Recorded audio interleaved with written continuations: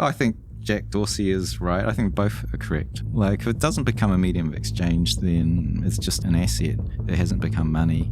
Medium exchange will eventually come. And if that fails, then it's not money. And if it's not money, I think we've failed. If Bitcoin becomes the digital gold as a store of value, why isn't that alone a worthy success on its own? Gold is an abysmal failure in the modern age. It's important for Bitcoin to become money. Not today, not tomorrow, not in 10 years. In 20, 30 years maybe. You might call it a golden age. I also agree with the store of value needs to come first. You can make it medium of exchange first. You can do that. It's called fiat.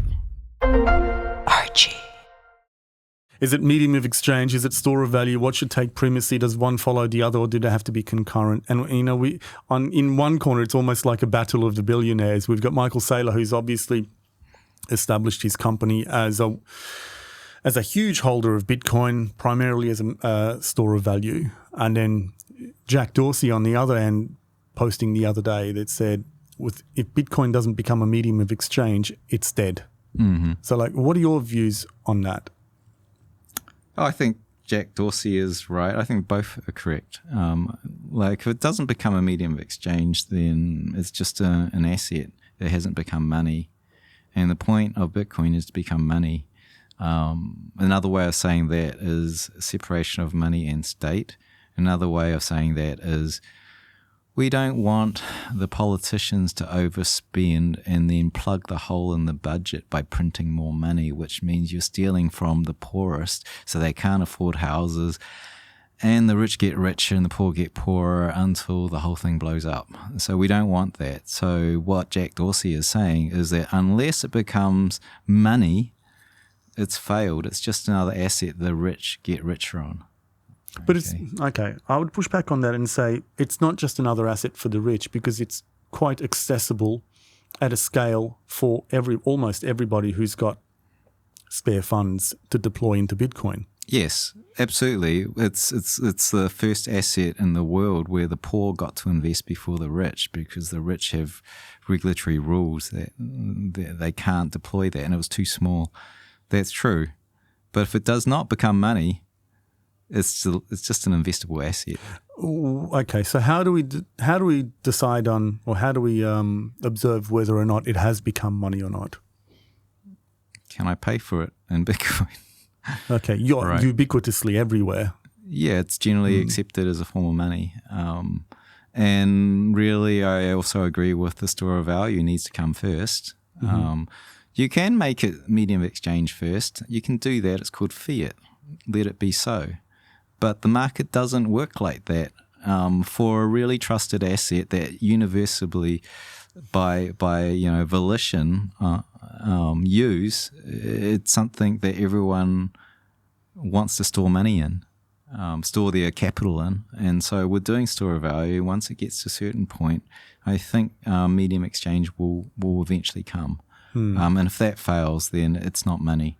And if it's not money, I think we've failed. If it doesn't become a medium of exchange and just becomes a store of value, essentially like what gold is, why isn't that a worthy success in and of itself? Like, why isn't gold a success? No. Gold. I believe gold is a success.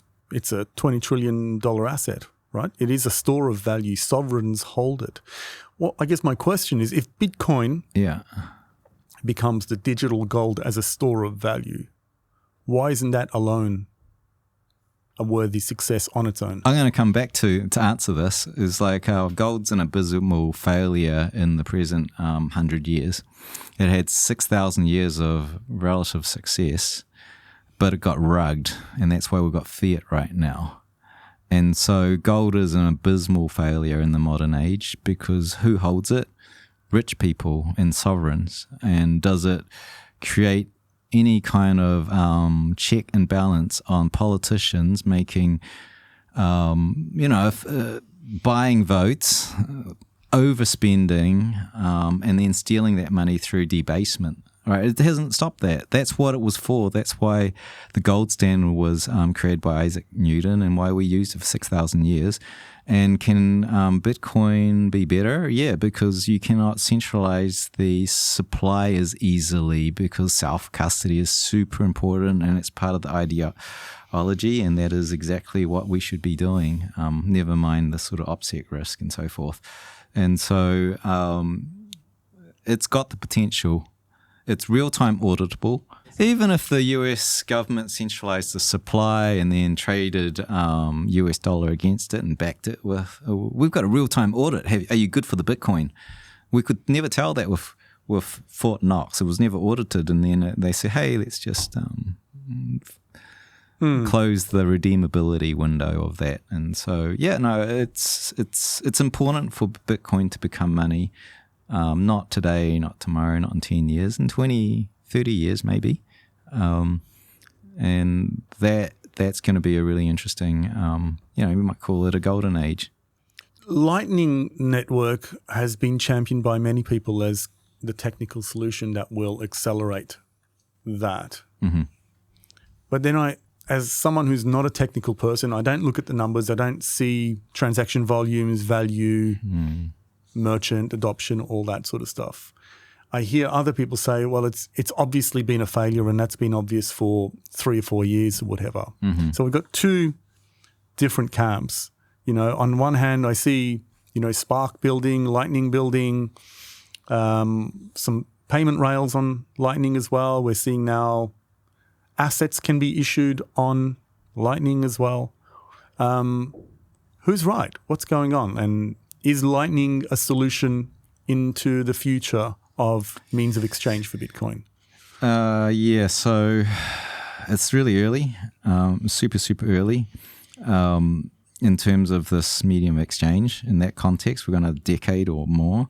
So it's too early to say. What I can say about Lightning Network is that they've standardized that QR code and that invoice standard, and you'll see other L2s using and adopting it.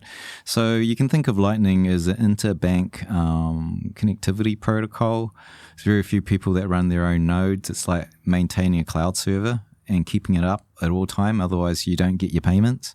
And so ultimately, we have like Bitcoin banks, which are Lightning wallets that talk to each other through the Lightning networks. And I think there's like a lot of challengers that are going to compete, but they're going to use that standard, That will compete with Lightning as payment rails? Is that what you mean? Yeah, okay. Totally. Okay. And they'll adopt the QR code. They'll adopt the invoice standard because that's the first thing. So we have a standardization around PayMe.